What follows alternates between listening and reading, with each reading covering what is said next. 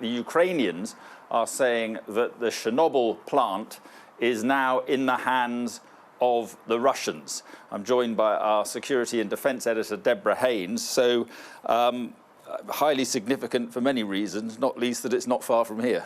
Yes, I mean, that's the thing that people have been most fixated on in terms of Chernobyl. It's on the border, obviously, with Belarus to the north, but it's the shortest, most direct route to the capital. And we've had as well as what you've just been talking about, an update from the UK's Ministry of Defence, their Defence Intelligence Agency, which is producing very unusually information because they obviously want to try and cut through the disinformation that's out there. And they're saying that they believe that Russian forces are moving towards Kyiv.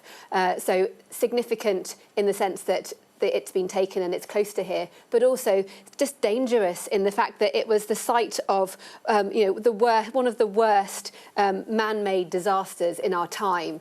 And the Ukrainian president, he took to Twitter to call out what was going on. There's been fighting there going on for a few hours. He said that the occupation forces are trying to seize the plant. He said that our defenders are giving their lives, so the tragedy of 1986 will not be repeated. And he said that he's reported this to the Swedish Prime Minister, and then that this is a declaration of war against the whole of Europe. So clearly it's a radioactive site. It's highly sensitive. The idea that you've got a war going on there is incredibly uncomfortable. Probably more uncomfortable right now in the short term is the idea that Russian troops seem to be moving towards the capital. That certainly seems to be what is happening. And more broadly, Deborah, I mean, what is happening in this extraordinary, unprovoked attack on a sovereign state in Europe? What is the state of play? Are the Ukrainians resisting?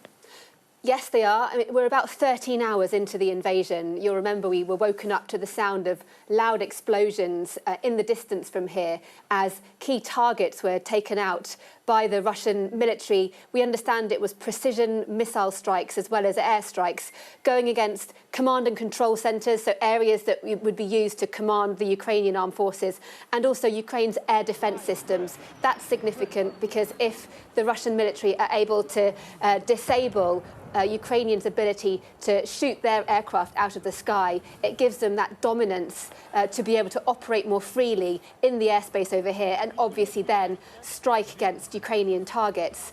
At the same time, we've seen pictures, haven't we, of troops, tanks rolling across the border, not just in Belarus, not just from Belarus rather, in the north, but also coming from Crimea, that peninsula that was annexed by Russia back in 2014. There's fighting in Kherson, which is a large, strategically important region that sits on the Black Sea.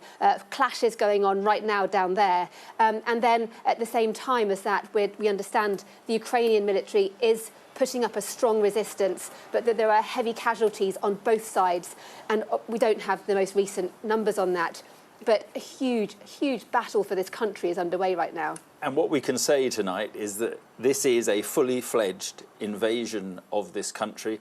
And can we also say with the purpose of removing the democratically elected government here? It certainly seems that has to be the intent.